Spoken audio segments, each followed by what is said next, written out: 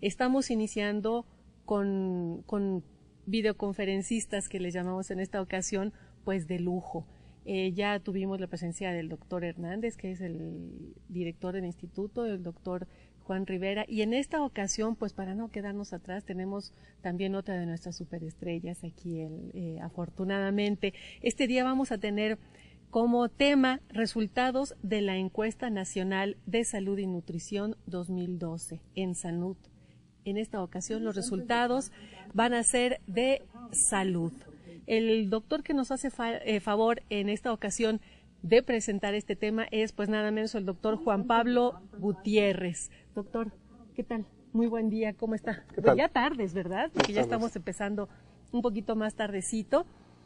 Permítanme, por favor, antes que nada, pues dar la bienvenida y saludar a las salas que nos están haciendo favor de acompañarnos y también a las personas que nos ven a través del sistema de Webex. Nuevo León, como siempre, muy buenas tardes, y en esta ocasión a Guerrero les damos también la bienvenida.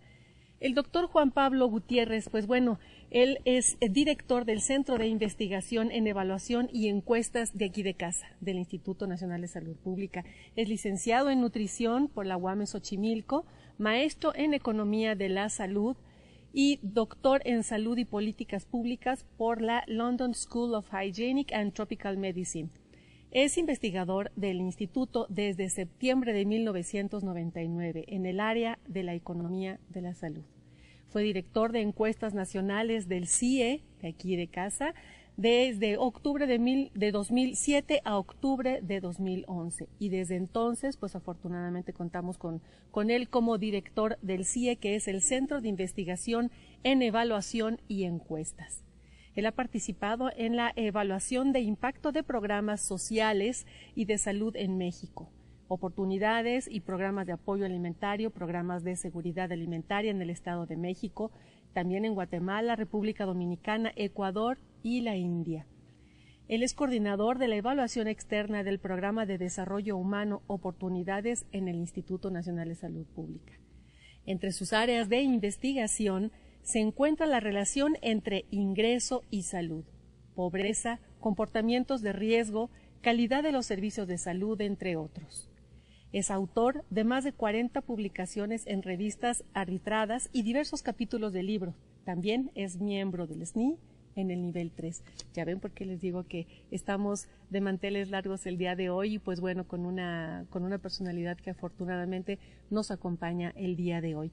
Pues sin robar ya más tiempo a ustedes, pues dejo los micrófonos y la videoconferencia del día de hoy, resultados de la Encuesta Nacional de Salud y Nutrición 2012 en Sanud, en Salud. Doctor, adelante, bienvenido. Muchas gracias, es un gusto estar aquí. Y muchas gracias a todos ustedes por seguirnos. Digo, solo también agradecer la presentación y solo decir ese es ni 2, no 3, para ser precisos en la presentación. La idea entonces del día de hoy es platicarles acerca de los resultados principales de la encuesta nacional de salud y nutrición 2012, en particular los resultados que tienen que ver con el área de salud, que bueno, la encuesta tiene una cobertura bastante amplia sobre toda esta temática. Ya en la videoconferencia pasada, el doctor Juan Rivera Domarco les habló sobre los resultados en el área de nutrición, y esto es de alguna forma, de forma complementaria con aquella presentación. Vamos a ver lo que tiene que ver con el área de salud. Un aspecto importante es comentarles también de inicio, lo que quiero hacer inicialmente es platicarles acerca del diseño de la encuesta, de los resultados en términos de cobertura, es decir, de las tasas de respuesta, los tiempos de levantamiento, que son importantes también en alguna medida para comprender la forma como se obtienen estos resultados y lo que quieren decir en términos de políticas públicas. Y luego ya hablarles en concreto de los resultados. Entre estos y de las ideas principales que quiero compartir con ustedes, que me parece interesante para discusión, tiene que ver por un lado con este asunto de la protección en salud, hablar acerca de lo que la encuesta nos dice en términos de la proporción de la población que tiene acceso algún esquema de protección en salud, hablarles acerca de los retos que identifica la encuesta, que en una buena medida tienen que ver con la calidad de los servicios, y finalmente algunos resultados adicionales importantes que tienen que ver con las posibles diferencias, las brechas que existen en los resultados en salud, ya sea por condición socioeconómica, es decir, población pobre versus población no pobre, y algunas otras estratificaciones que es posible realizar con la ENSANUD.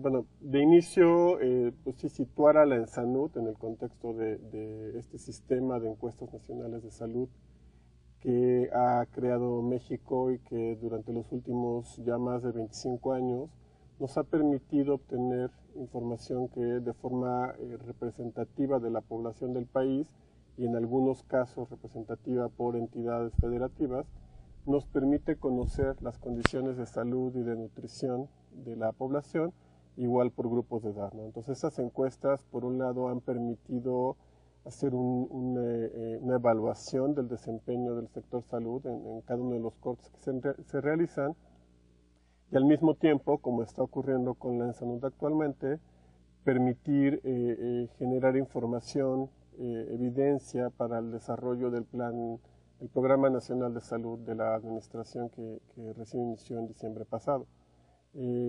Como pueden ver en esta gráfica, bueno, podemos ir trazando desde 1987 las primeras encuestas nacionales de salud, como hasta el año 2000 se había realizado en ejercicios separados la encuesta nacional de salud y la encuesta nacional de nutrición, y que fue a partir de 2006 cuando se decidió conjuntar estos esfuerzos que nos permitieron obtener una panorámica bastante más completa de la población al obtener información de los mismos individuos, tanto en los indicadores relevantes de salud como los de nutrición.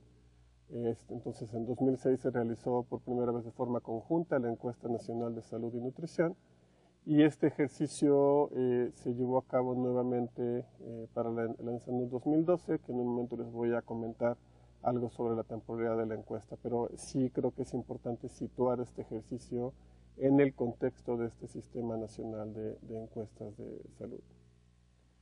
La ENSANUD, entonces, como es el seguimiento de estos esfuerzos nacionales que comentaba, existen desde 1987, y más en concreto desde la Encuesta Nacional de Salud del 2000, y en conjunto con la Nacional de Nutrición del 99, se ha asegurado que se mantengan los objetivos de forma armonizada para que entonces sea posible estimar tendencias en los indicadores, ¿no? Entonces, estos objetivos principales de las encuestas se han mantenido en el tiempo, que de forma inicial es este asunto de cuantificar frecuencia, distribución y tendencias en este conjunto de indicadores sobre condiciones de salud y nutrición.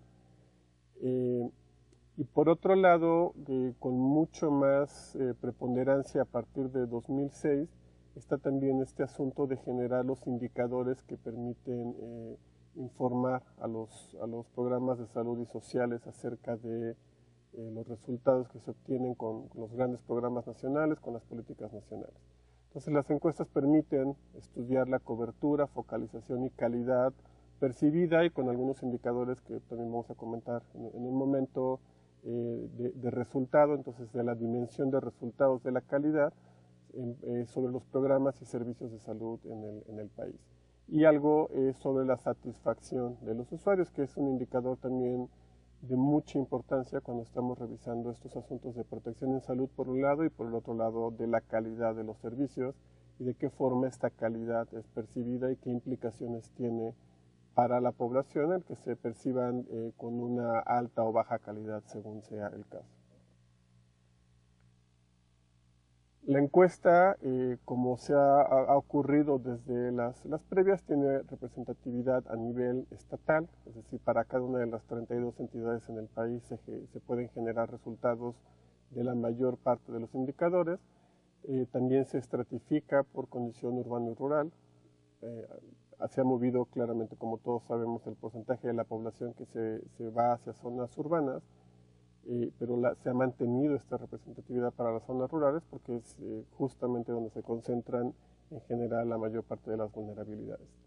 Adicionalmente, se hace esta sobrerepresentación de los hogares en pobreza, que se hace a través de una identificación a nivel geográfico, en donde se concentran en mayor frecuencia los hogares con condiciones de pobreza, los hogares pobres, porque justamente en este conjunto de hogares es donde se espera identificar las mayores carencias, los mayores retos, y es importante tener información con el poder suficiente para identificar esas características y poder analizarlas con mayor detalle.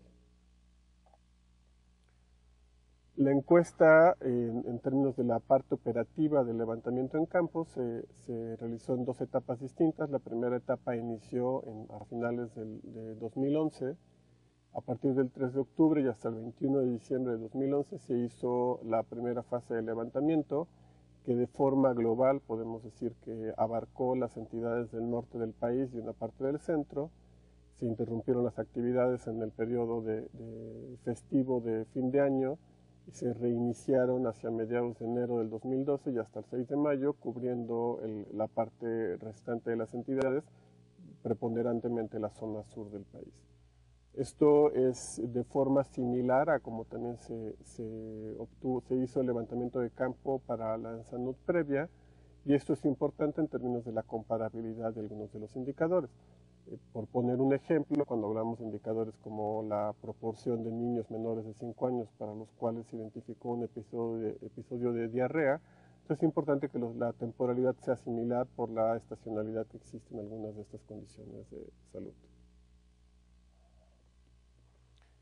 Había mostrado, creo que no lo mencioné en términos del tamaño de muestra que se estaba buscando alcanzar con la encuesta. Lo que se hizo para lograr tener la representatividad que se esperaba para cada una de las entidades es que para cada entidad se seleccionó una muestra similar de 1.719 hogares, que eso nos dan alrededor de 55,000 hogares para el conjunto del país. Y lo que ustedes pueden observar en esta figura es el número de hogares que efectivamente se entrevistaron para la encuesta. Uno de los criterios importantes que se consideró para el análisis de la encuesta, esto es cuando se hicieron los cálculos de poder, lo que sabíamos es, considerando la tasa de respuesta, que necesitábamos asegurar tener al menos 1.500 hogares efectivos para cada una de las entidades, para poder realizar las estimaciones de los indicadores que eran de interés. Como pueden ver en la figura, en todas las entidades se superó este número de las 1.500. Hay algunas entidades donde es un poco menor que en otras el número total de hogares que se entrevistaron de forma efectiva, pero en todos los casos estamos por arriba de las 1.500, que era nuestra cota mínima para asegurar que podíamos generar estos indicadores. Esto es porque, como seguramente ustedes saben, la encuesta adicional a realizar este cuestionario de hogar inicial, que es donde se basa esta información, se selecciona dentro de cada hogar a un individuo, un niño menor de 5 años, un niño entre 5 y 9 años, un adolescente de 10 a 19 años y un adulto de 20 años y más. Y para cada uno de estos conjuntos de población hay indicadores específicos, tanto del área de salud como del área de nutrición. Entonces es importante, tomando en cuenta la composición demográfica que conocemos, tener este número mínimo de hogares con entrevista para asegurar que tenemos el número mínimo de individuos en cada uno de los rangos de edad que nos permita entonces generar los indicadores.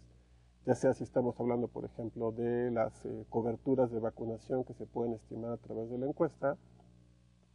Cuando estamos hablando de coberturas de vacunación de niños menores de 5 años, o podremos ir incluso a buscar coberturas de vacunación en niños menores de 2 años, necesitamos tener el número suficiente de observaciones, es decir, de niños que han sido incluidos con información en la encuesta, que nos permita asegurar la precisión adecuada del indicador. Esto es que podemos tener una margen, un intervalo de confianza que sea informativo para los tomadores de decisión, y que ese es el objetivo de la encuesta: generar evidencia que permita tomar decisiones y que permita evaluar lo que ha hecho el sistema de salud en los años previos.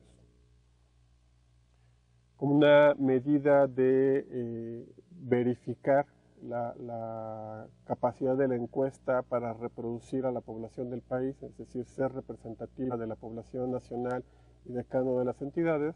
Lo que ustedes pueden ver en esta figura es la comparación entre la pirámide de población que se genera a partir de la información del Censo Nacional de Población y Vivienda 2010 y la información que se recupera a partir de la ENSANUD 2012. Como pueden observar, la forma de la pirámide, la distribución de la población es básicamente idéntica en la ENSANUD en comparación con el censo. En términos del tamaño de la población, para la ENSANUD se consideró el tamaño, el incremento poblacional de 2010 a 2012 y los resultados en lo general de la ENSANUD entonces se expanden a 115 millones de personas aproximadamente en 29 millones de hogares en todo el país. Términos de qué es lo que nos dice la encuesta. Entonces, en un momento vamos a revisar cada uno de estos 3 puntos, pero en particular, entonces, los retos que nos permite observar la encuesta y que son útiles para este diseño de las nuevas políticas del Programa Nacional de Salud, aquí están agrupados en 3 categorías.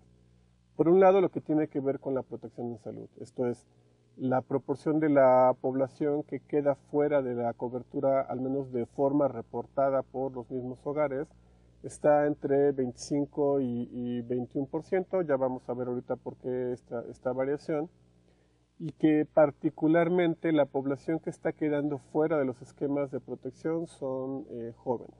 Son jóvenes entre 15 y 30 años, entre los cuales adicionalmente existe este grupo que ya se ha hablado muchísimo de forma mediática de los jóvenes que no estudian ni trabajan, los ninis, y que de acuerdo a los resultados de la ENSANUD podemos agregarles una tercera NI aquí, ¿no? Que entonces no estudian, no trabajan y no cuentan con protección en salud. Entonces, uno de los retos que fija la encuesta es esta necesidad de enfocarse en la protección en salud hacia los jóvenes, que es particularmente relevante por 2 factores. Por un lado está el asunto de por qué no están, muy posiblemente porque no perciben una necesidad en términos de cuidar, de proteger actualmente su salud, y quedaron fuera de la cobertura que pudieron haber tenido del lado de sus padres. Eso es el lado del por qué existe la necesidad y que es importante atender. Del lado de la relevancia está este asunto de justamente con ellos es ahorita el momento de acciones preventivas que entonces permiten anticiparse a los retos de las enfermedades crónicas, que sabemos que es el peso fundamental de las condiciones de salud que se enfrentan en el país en este momento y hacia los años próximos. Encadenado con esto, entonces está el asunto, el segundo reto, el segundo área de reto importante que tiene que ver con la calidad de la atención en salud. Entonces, está este asunto de qué tan bien lo está haciendo el sistema para atender a los padecimientos crónicos, que sabemos que representan el mayor costo para el sector salud. Y lo que nos permite observar la encuesta es que hay particularmente deficiencias importantes en la atención de los padecimientos crónicos que están potencialmente van a estar generando una mayor carga para el sistema, tanto en términos de lo que nos preocupa, que son las condiciones de salud de la población, mayores episodios de enfermedad, pero también del lado financiero una mayor carga en términos de los recursos, de los costos que se van a requerir para atender a esta población. Y que este reto de la calidad se puede identificar incluso desde el nacimiento. Entonces lo que vamos a ver es este asunto de el uso excesivo de las cesáreas como forma de nacimiento que se puede observar en el país, que lamentablemente no es un fenómeno asociado únicamente a los proveedores privados, pero que claramente se nota que está ocurriendo de forma muy importante en los servicios públicos, y que esto, bueno, por un lado está lo que representa en términos de mayores complicaciones para las mujeres, posibles también complicaciones para los niños, las niñas, pero que por el otro lado también incide de forma muy importante en los costos, en la carga financiera para el sector. El tercer reto que se menciona, que podemos identificar a partir de la encuesta, es este asunto de la promoción de los estilos de vida saludable, que igual están enlazados de alguna forma a todos, ¿no? Que la presión que se tiene por padecimientos crónicos, bueno, una forma de intervenir tiene que ver con la promoción de la actividad física, con la alimentación saludable, con disminuir los comportamientos de riesgo, y que, como vamos a observar, si bien en algunos casos puede haber resultados relativamente positivos, hay otros en los cuales se identifican claramente retos en los que es importante generar acciones y programas para fortalecer las estrategias de prevención. Un cuarto tema que no está enlistado aquí, pero que hay alguna información adicional que también voy a mostrar, tiene que ver con los daños a la salud ocasionados por la violencia. Y aquí el asunto es, bueno, como todos sabemos, ha habido un incremento en la violencia en el país en los últimos años, y que esto se refleja entonces en los resultados de la encuesta, en la proporción de la población que reporta haber tenido daños a la salud como consecuencia de la violencia. Y que aquí el tema de dónde enfocarlo es que hay claramente una mayor proporción de la población en zonas metropolitanas comparada con las zonas urbanas, con las zonas rurales, donde se está reportando este daño a la salud por violencia, y que ocurre en los adolescentes y en los adultos jóvenes, que si bien ciertamente es consistente con la información, digamos, más anecdótica, más a través de los medios que obtenemos, también nos resalta la importancia de focalizar estrategias aquí, y que tienen que ver con este asunto de las políticas saludables, que van más allá de las políticas únicamente relacionadas con lo que directamente hacen las instituciones de salud. En este asunto de la prevención de la violencia, del delito, es una estrategia de política social bastante más amplia que involucra el Programa Nacional de Prevención, que está del lado de la Secretaría de Gobernación, y en la cual participan 7 u 8 secretarías de Estado, que buscan entonces prevenir la participación de los jóvenes en comportamientos antisociales, y que de esta forma incidirían en disminuir los daños a la salud por violencia que estamos observando en la encuesta. El otro tema que está incluido en los análisis que les quiero mostrar tiene que ver con este asunto de las brechas por condición socioeconómica. Aquí, bueno, solo quería mencionar antes un poco el cómo se hizo esto, y lo que nos dice es la importancia de focalizar las intervenciones tanto por nivel socioeconómico como por población indígena.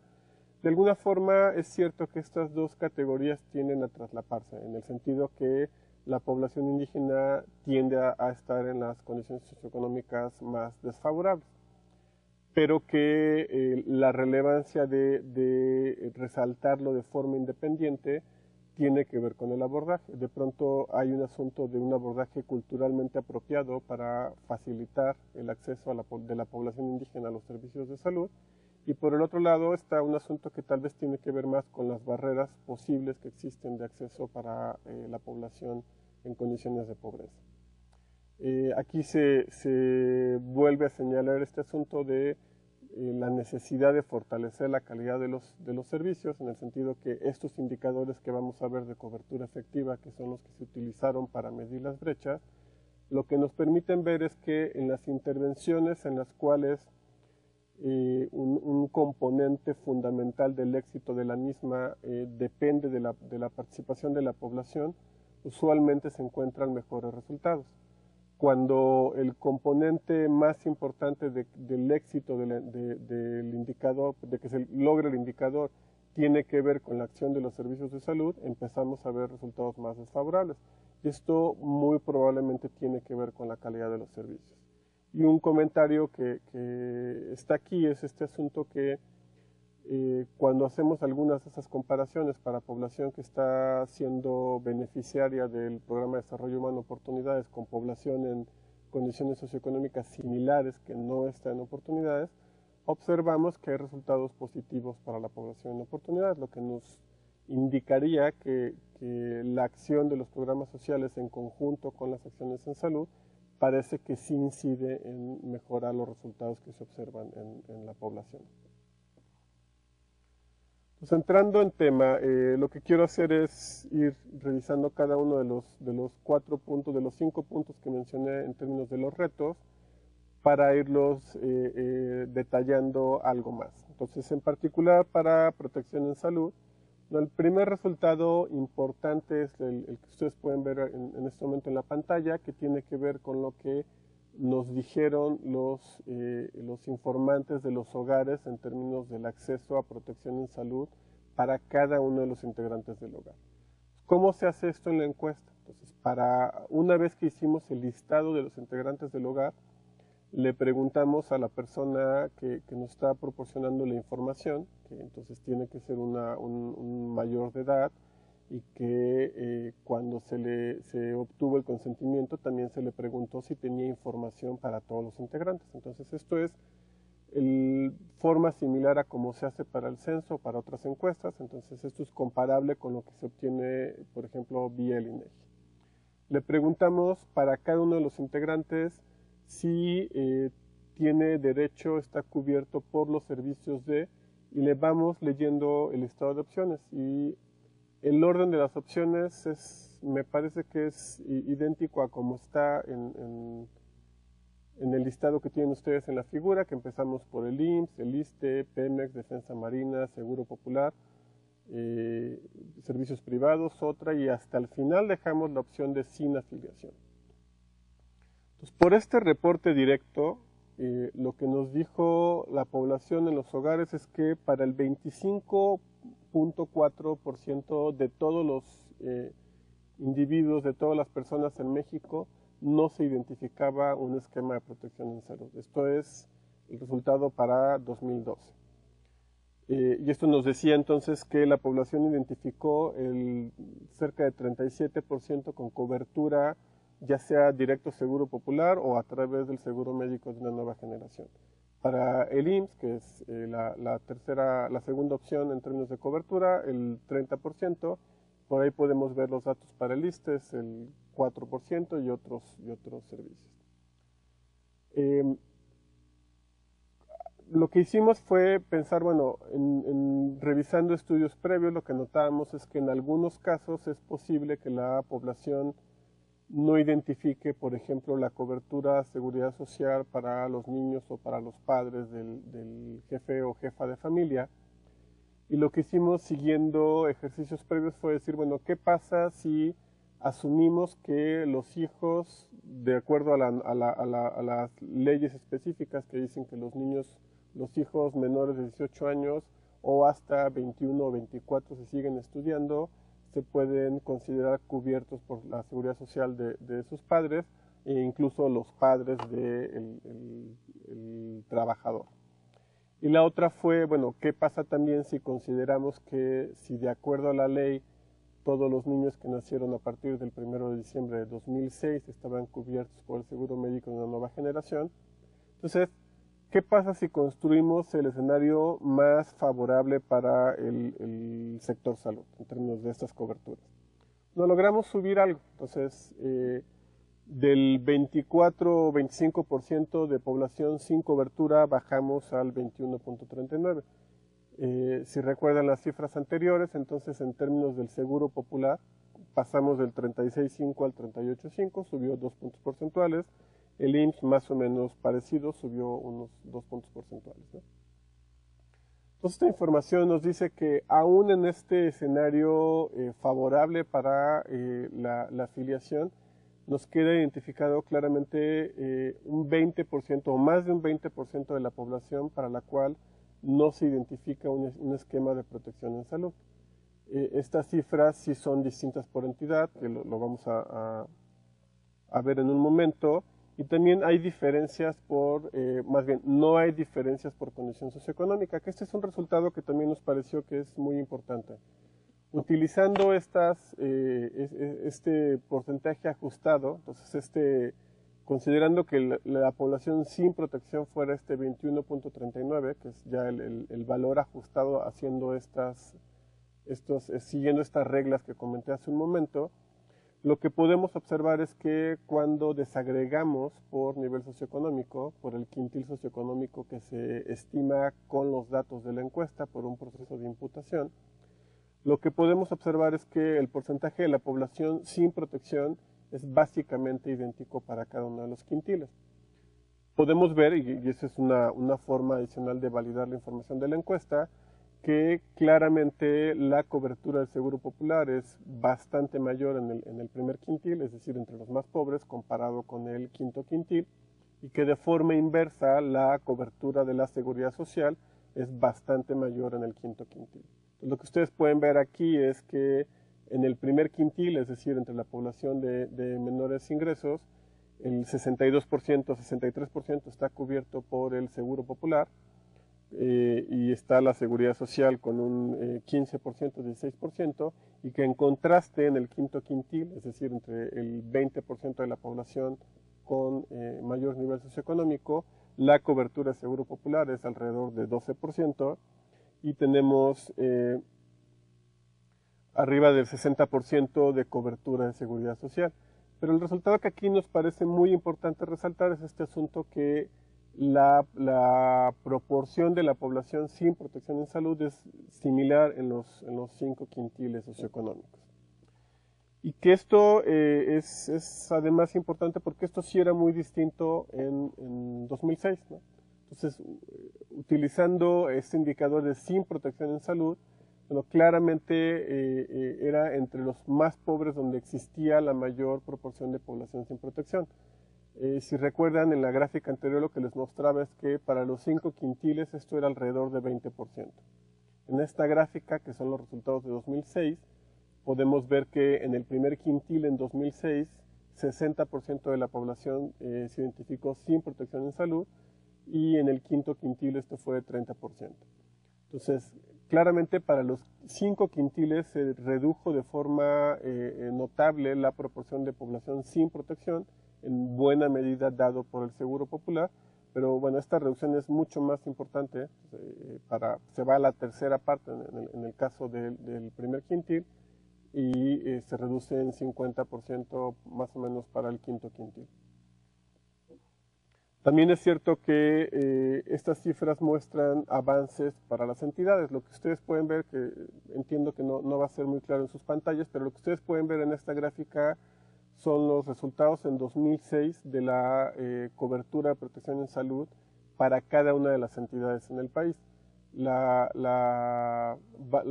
parte verde de las barras representa la Seguridad Social, la parte amarilla al Seguro Popular, y la parte roja es la población sin protección. Y la parte morada es las otras posibles opciones. Lo que pueden ver aquí es que hay una muy amplia variedad, ¿no? Entonces pueden ver la parte roja en algunas entidades era muy pequeña comparada con otras, como puede ser hacia la mitad, que se alcanza a ver ahí Guerrero o Michoacán, que la zona roja es claramente la más amplia de la barra en su conjunto. Pero estos resultados, si los vemos ya para 2012, bueno, aquí pueden ver, se nota de forma importante el cambio en la amarilla, ¿no? Entonces, la zona amarilla, que es la parte de Seguro Popular, crece en todas las entidades, reduciendo la zona roja, ¿no? Entonces también podemos ver las diferencias importantes en cobertura del Seguro Popular, que si regresamos a los ejemplos anteriores, que eran Guerrero y Michoacán, bueno, vemos como una parte muy importante de la reducción en la parte roja, es decir, en la población sin protección, está dada por la cobertura del sistema de protección social en salud, Seguro Popular y Seguro Médico para una nueva generación. Entonces, sigue siendo heterogéneo este porcentaje sin protección en salud, como pueden ver en la parte roja de las barras, pero ciertamente tiende a ser más homogéneo comparado con los resultados de 2006.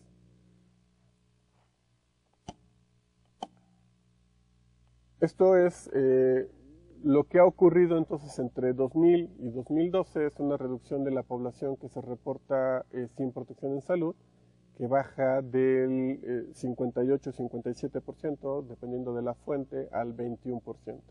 Acá lo que pueden ver en esta figura es utilizando datos del Censo 2000, del Conteo 2005 y del Censo 2010, y de la Encuesta Nacional de Salud del mismo año del 2000 inicialmente, la ENSANUD 2006 y la ENSANUD 2012. Entonces se puede observar una consistente tendencia a la baja en términos de la población sin protección en salud. esta figura también nos sirve para mostrar que los resultados que se encuentran a través de las encuestas de salud son similares a lo que se puede obtener vía el censo, y que esta diferencia que observamos en Salud 2012 comparado con el censo 2010 es explicable por el crecimiento que tuvo de forma importante el Seguro Popular hacia finales de la administración pasada, y que llegó a incrementar de forma muy importante la cobertura de este esquema de protección. Entonces, acá lo que en términos del mensaje importante, bueno, este asunto que aún en el mejor de los escenarios tenemos que para 2012 había todavía este 21.4% de la población que se seguía identificando sin cobertura de protección en salud. Pero el asunto es que esto, lo que les mostraba es que no hay diferencias por nivel socioeconómico, que si bien persisten algunas brechas, algunas diferencias por entidades federativas, estas tienden a reducirse. Entonces, una de las preguntas importantes es saber, bueno, entonces, ¿quiénes son los que no están protegidos? ¿Cuál es la población que no cuenta con protección en salud?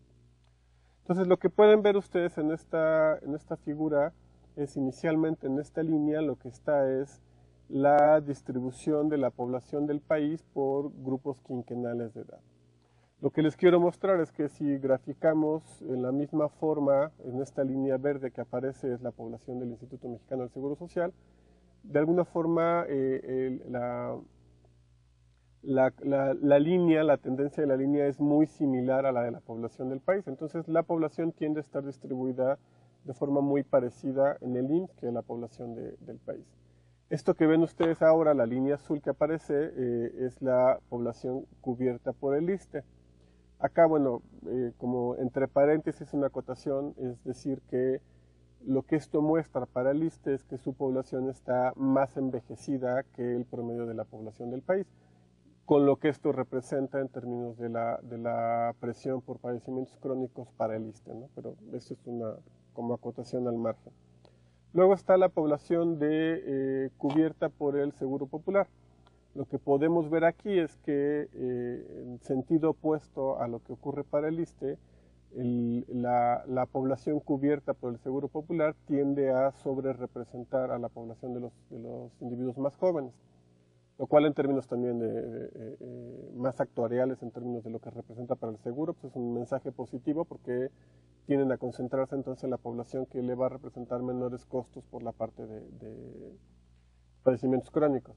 Pero bueno, finalmente lo que es la parte central de aquí de la argumentación tiene que ver con dónde está este pico. Entonces esta línea final, la roja, lo que grafica es a la población sin protección en salud.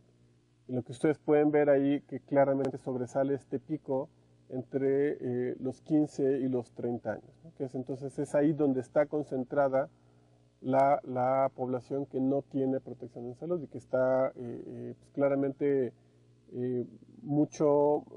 es proporcionalmente mayor a lo que se esperaría comparando con la distribución de la población del país.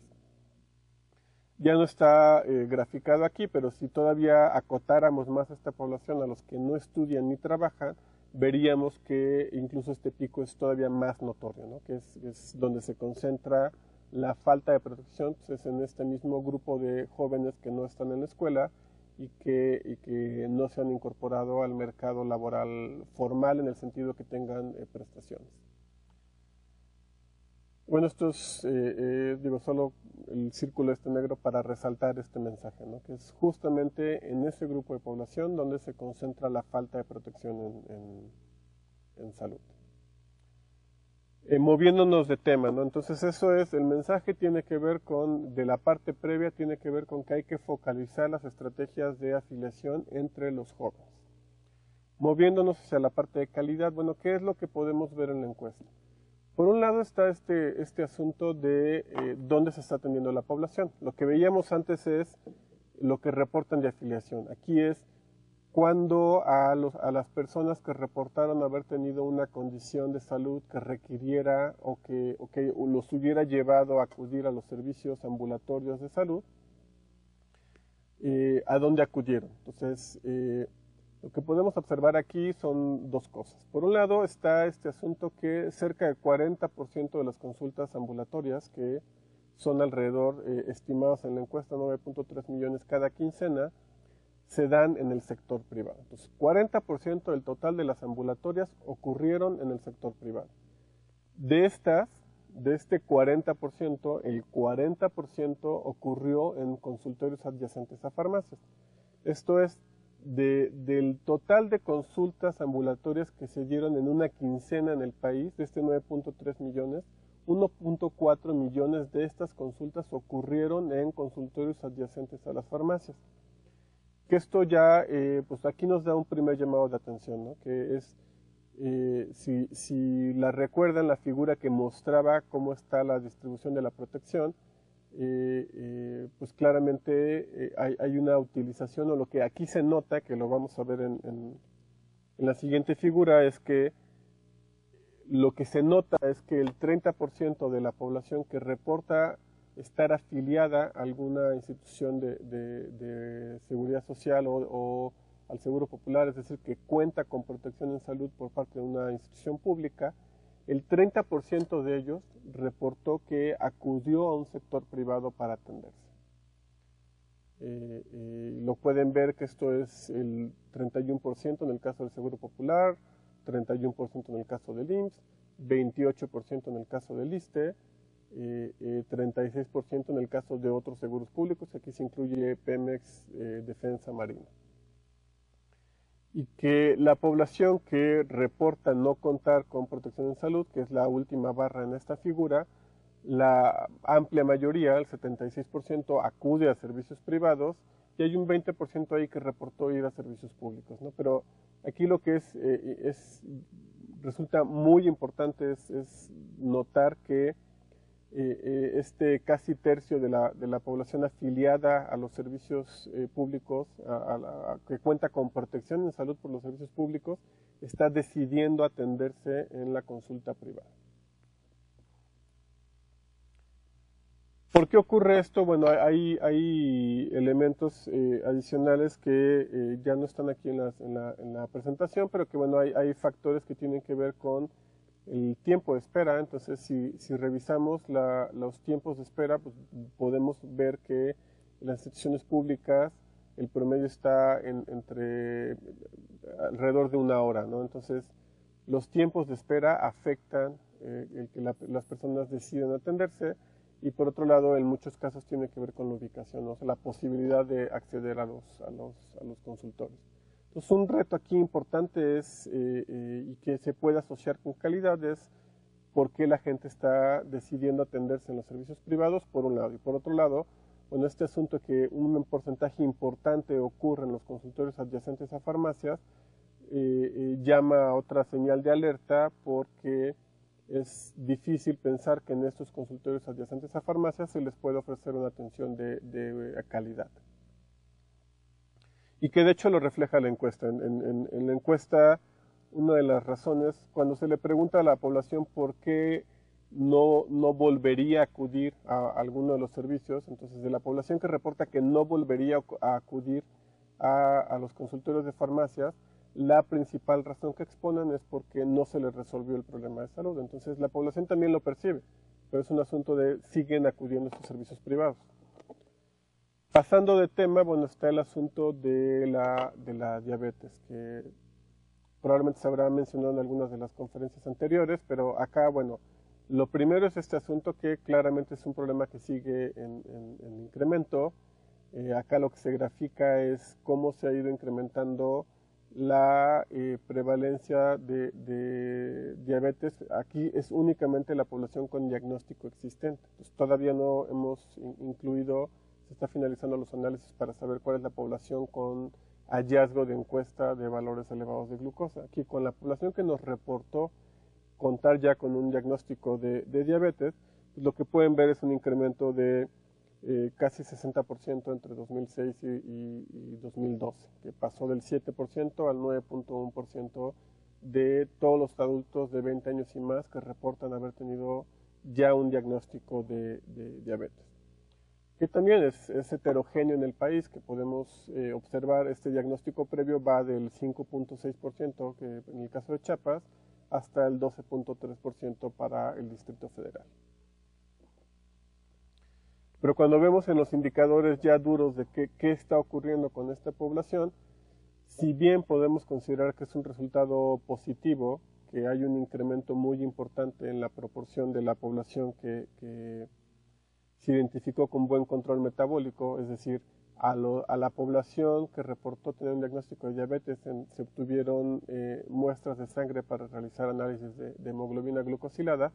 Lo que vemos es que si en 2006 menos del 5% de los pacientes con diabetes tenían un buen nivel de hemoglobina glucosilada, es decir, abajo de 7, esto sube a 25% para 2012.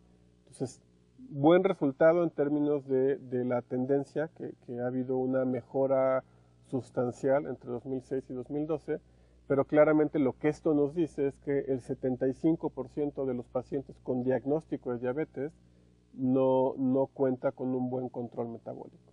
Estamos hablando de población que ya fueron diagnosticados en una consulta médica, que ya sabemos, que el sistema de salud sabe que tienen diabetes, y que a 3/4 partes de esta población no hemos logrado mantenerlos en un control adecuado.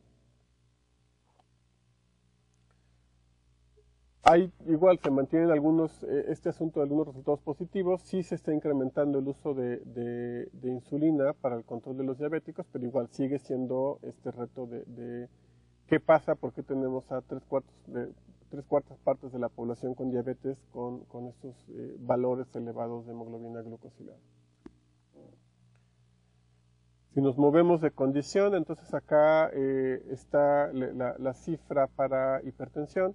Estos ya son resultados también con el hallazgo y el diagnóstico previo, que nos dice que para 2012 entonces se identificaron más de 22 millones de adultos con hipertensión, ya sea porque nos reportan tener un diagnóstico previo, que es la parte inferior de las barras que ustedes observan,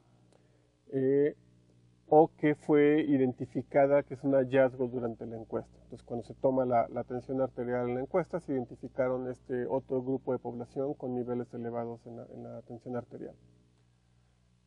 Por un lado está este asunto que en términos agregados no hay un incremento entre 2006 y 2012. Se puede decir que la proporción de la población que se identificó con hipertensión es similar en 2006 y en 2012. Hay un incremento en el número de individuos por el crecimiento poblacional, pero como proporción de la población se mantiene relativamente estable.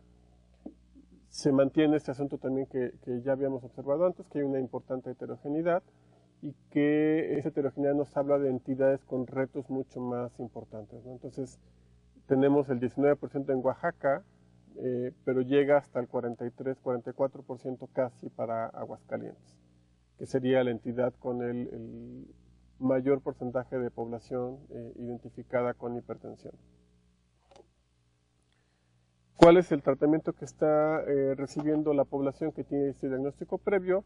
Casi 3/4 partes está recibiendo algún tratamiento farmacológico. Pero acá el asunto es qué pasa también con el control. Entonces, lo que podemos ver aquí es que igual del total de pacientes con diagnóstico previo de hipertensión, únicamente el 50% está controlado. Control igual medido en la encuesta con valores de tensión arterial menores a 140/90. Como pueden ver, bueno, el porcentaje de hipertensos controlados es mayor entre los más jóvenes, va disminuyendo con la edad, es muy similar para hombres y mujeres, pero otra vez el mensaje fuerte es que únicamente la mitad de los hipertensos que ya sabemos, que ya diagnosticamos, que ya llegaron a los servicios de salud, únicamente la mitad está con cifras que se pueden considerar que están bajo control de esta población. Y si lo vemos por tipo de institución que los atiende, aquí lo que vemos es que donde se observa el porcentaje mayor de hipertensos controlados son los que acuden al sector privado, y que las cifras en las instituciones públicas son variables, pero son bajas, ¿no? Acá vemos el caso más, la institución con el porcentaje más bajo de hipertensos controlados es Pemex con 21%, pero en general las instituciones públicas pues, muestran este reto importante en términos del control de los hipertensos. Cambiando otra vez de condición, bueno, acá el mensaje positivo tiene que ver con la atención al parto por médicos, que las cifras de la encuesta nos muestran que hemos llegado prácticamente a que todos los niños en México en 2012 ya nacieron atendidos por un médico, el parto fue atendido por uno, pero que el reto está en cómo están ocurriendo estos nacimientos y que lo que nos muestra esta figura es el incremento sostenido e impresionante en el porcentaje de nacimientos que ocurren vía cesárea, que si era de cerca del 30% para 2000, que ya es alto, si pensamos que la recomendación internacional está alrededor del 15%, llegó a 46% ya para 2012. Tenemos estas diferencias también por instituciones. En esta figura, la parte superior de las barras son los partos vaginales. Las dos formas abajo, los dos colores abajo son las cesáreas programadas y las cesáreas de urgencia. Entonces, podríamos pensar que las de urgencia son las que uno se espera que ocurren porque hay alguna complicación, ¿no? Pero que las programadas casi en todos los casos pues, son evitables, ¿no? Y lo que observamos aquí es que si contrastamos esto contra lo que se movió esta barra debería haber aparecido alrededor del 15% y era para mostrar dónde estaba este 15% que es la recomendación internacional. Pero bueno, lo que podemos ver con los valores es como en todos los casos de las instituciones los porcentajes de cesárea están muy por arriba de lo que es la recomendación internacional. Y que llegan, digo, en este caso, donde salió más elevado el porcentaje de cesáreas fue en el ISSSTE, que si sumamos las programadas y las de urgencia, esto llega al 67% de los nacimientos que ocurren por cesárea. Y que es casi idéntico al valor que se observa para el sector privado. Entonces aquí estos resultados tienen que ver hasta aquí con esto que sería el reto de la calidad, ¿no? Entonces lo que observamos es que para 3 condiciones de salud, diabetes, hipertensión y la atención al nacimiento, lo que estamos observando son resultados que muestran que hay un espacio muy importante para mejorar los resultados en salud a través de intervenciones que ocurren del lado de los proveedores, ¿no? Que una mejor operación del lado de los prestadores de servicios podría incrementar los resultados, tanto en temas como mejorar el monitoreo, el seguimiento a los pacientes hipertensos y diabéticos, como del lado de la promoción del parto vaginal en el caso del nacimiento, ¿no? Bueno, acá claramente en todos estos casos hay consecuencias importantes de la situación que se está ocurriendo en este momento, ¿no? Entonces el hecho de que los pacientes con diabetes o hipertensión no estén controlados, pues va a generar mayores complicaciones, y que va a repercutir tanto en resultados en salud como en costos para el sistema. Y lo mismo ocurre con la atención al nacimiento. El hecho de que ocurran tantas cesáreas y que sean muchas más que las que uno esperaría dadas las recomendaciones, entonces está, por un lado, afectando la salud de las madres y de los niños y por otro lado está representando costos adicionales para el sector salud.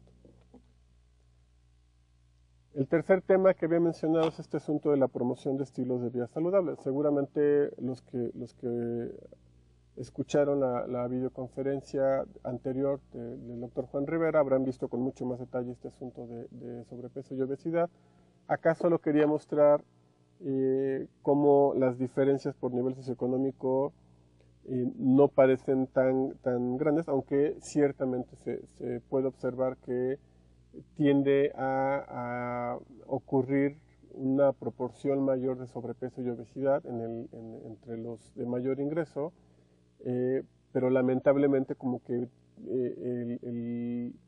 el otro grupo donde ocurre también con mucha frecuencia pues está también entre los pobres, ¿no? Entonces si bien la proporción de la población que tiene un peso adecuado es mayor en el primer quintil, pues esto es solamente el 34%, ¿no? Entonces, a pesar de que están en mejores condiciones, sigue existiendo, o hay un porcentaje, esto nos dice que el 65% incluso de los adultos pobres tienen alguna sobrepeso u obesidad.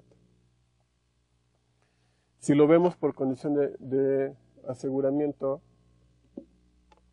lo que podemos observar aquí es que las diferencias o sea, ha habido un incremento en términos de la proporción total, tal vez no de la magnitud que hubiera podido ocurrir, pero no se observan diferencias importantes en esas tendencias entre las distintas instituciones de protección en salud. Entonces, el asunto de la promoción de los estilos de vida saludable, de dieta, ejercicio, dieta adecuada y mayor actividad física, son aplicables para cualquiera de los grupos de población, ya sea los que están cubiertos por seguridad social, los que no cuentan con protección en salud o los que están cubiertos por el seguro popular. Todos los casos, entonces es indispensable intervenciones que tiendan a mejorar la situación en términos de peso de la población. Esto es otro de los retos que se identifican y que tienen que ver con los estilos de vida saludable, y esto es el asunto de la actividad sexual por parte de los adolescentes. Entonces, del lado positivo, lo que podemos observar es que son las dos conjuntos de barras que están del lado derecho de la pantalla. Lo que podemos ver es que se ha incrementado de forma importante el uso de protección. Bueno, aquí se ve de forma inversa, ¿no? Entonces, la reducción importante en la proporción de adolescentes que reportan no haber utilizado protección en la primera relación sexual. Pero esto se contrarresta con el incremento en la proporción de tanto hombres como mujeres que reportan haber iniciado ya actividad sexual. Entonces también acá lo que se ve es el paso de 17 a 26% en el caso de los hombres entre 2000 y 2012 y de 16 a 21% en el caso de las mujeres de 12 a 19 años que reportan haber iniciado ya actividad sexual. Y que esto lo podemos ver también en términos de la tasa de fecundidad, que calculada para 2005 y 2011, entonces los años previos a las encuestas, con los datos de las encuestas, con lo que nos reportaron las adolescentes de nacimientos, se observa un incremento en la tasa de fecundidad de 30 a 37 nacimientos por cada 1000 mujeres en el rango de edad 12 a 19. Entonces, esto lo que nos habla es que a pesar de que sí ha habido una promoción importante que se ha reflejado en mayor protección en la primera relación, como se ha incrementado de forma muy importante también la proporción de los que ya inician, pues eso está dando como resultado este incremento en la tasa de fecundidad y que seguramente se observa también en términos de infecciones de transmisión sexual para este grupo de edad. Entonces acá hay un asunto de promoción de estilos que tiene que ver con educación sexual integral para esta población, para los y las adolescentes.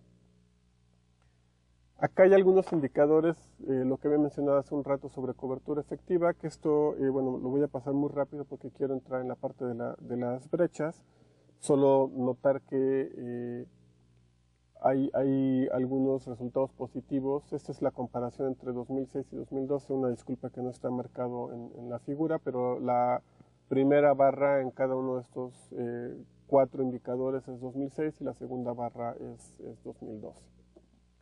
Estos indicadores que son detección de cáncer de mama, esto es que se haya realizado una mamografía en las mujeres en el grupo de edad apropiado, detección de cáncer cervicuterino es la realización del Papá Nicolau, atención del parto por personal especializado, entonces que haya ocurrido en un hospital el parto, por eso el valor acá es algo más bajo que la proporción atendida por médico, y en adultos mayores la aplicación de la vacuna contra influenza, que es el cuarto indicador.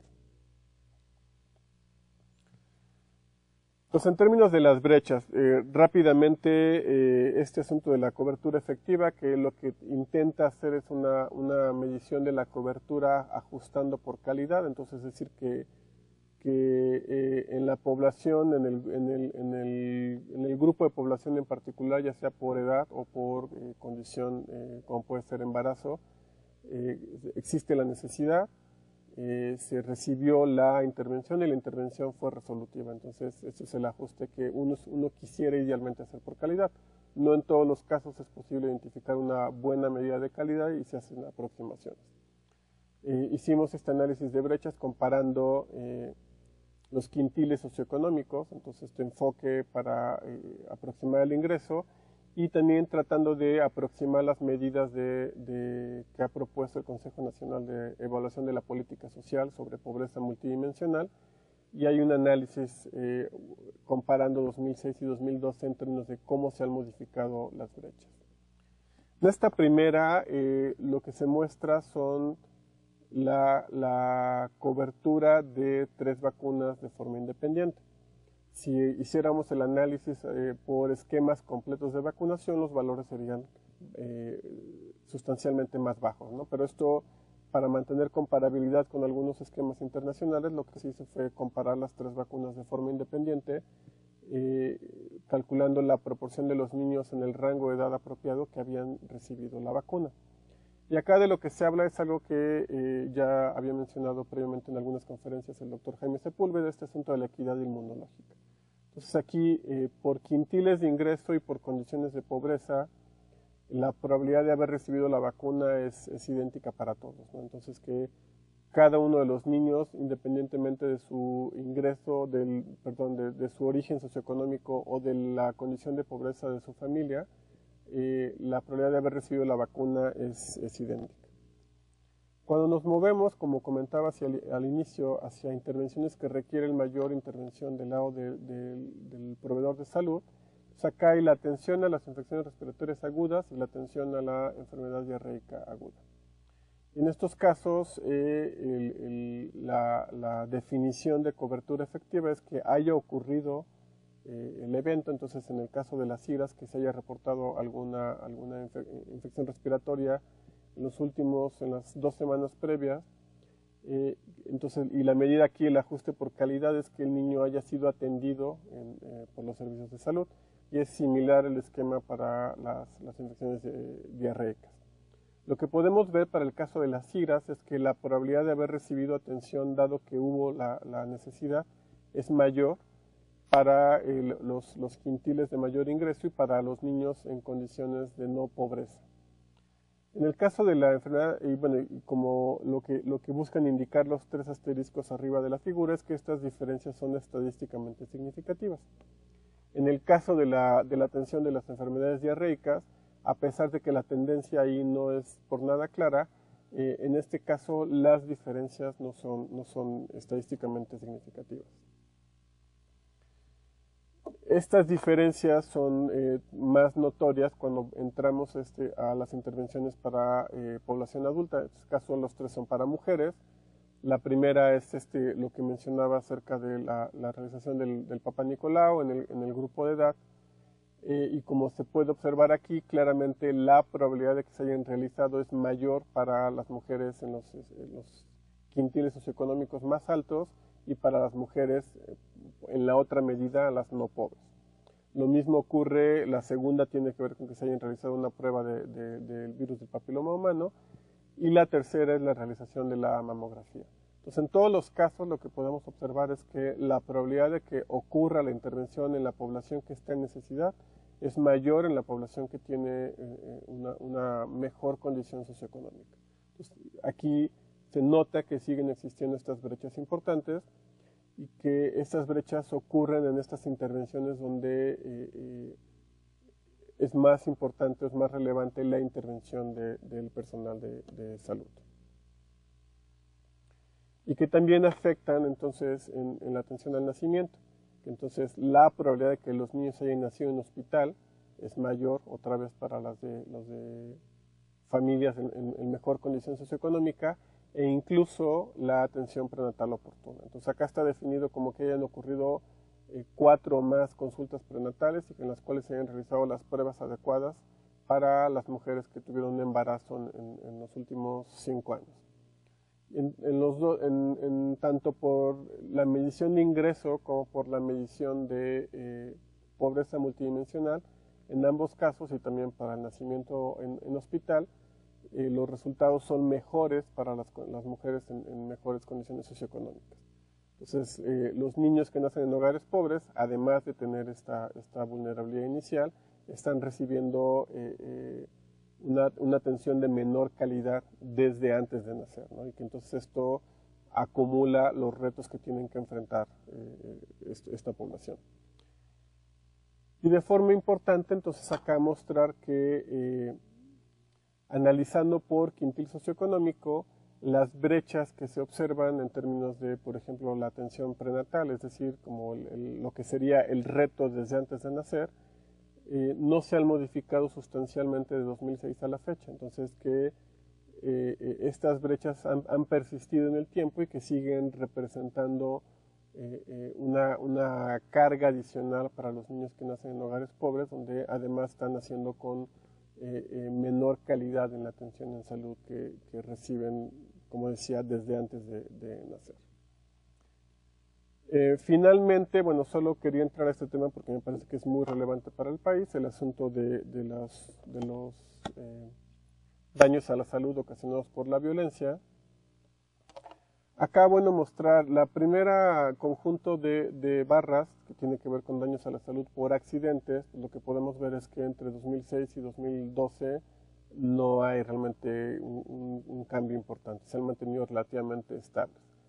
Pero si nos movemos para el lado de la violencia, a pesar de que son proporciones bajas, digo, en el caso de las mujeres llegó a 2.5% de las mujeres, lo que sí es muy significativo es el incremento. Entonces, regresando a este caso de las mujeres que reportaron haber tenido un daño a la salud por violencia en 2006 fue el 1.1% de todas las mujeres de 20 años y más, y esto se más que duplica para 2012, donde ya es 2.5%. El caso de los hombres pasa de 2.2 a 3.5%. Y como mencionaba, esto es mucho más notorio para el caso de la población que vive en las metrópolis. Acá, bueno, te voy a mostrar el equivalente, porque esto es para adultos. Acá esto es para adolescentes, entonces, ¿cómo se compara la probabilidad de haber tenido daño a la salud por violencia de acuerdo al tamaño de la localidad de residencia? Bueno, pasa del 1.6% a 4.5% en el caso de los hombres, comparando rural con metropolitano, y 1% en rural en el caso de las mujeres, a 3.4% para las mujeres que viven en entornos metropolitanos. Claramente la violencia está muy concentrada en las zonas metropolitanas. Estos son adolescentes y acá están adultos, más, donde el patrón se mantiene. Si bien también hay un porcentaje mayor acá de hombres, donde el daño a la salud en rural es más alto que en el caso de los adolescentes, esto es 2.5%, igual se más que duplica en el caso metropolitano, llega a 5.6%, en el caso de las mujeres rurales es 1.6% contra el 4.6% de las mujeres en el entorno metropolitano. No está aquí ya la figura, pero si esto lo comparáramos en el caso de los adultos por quintiles de edad, lo que notaríamos es que estos porcentajes se concentran particularmente entre los adultos jóvenes.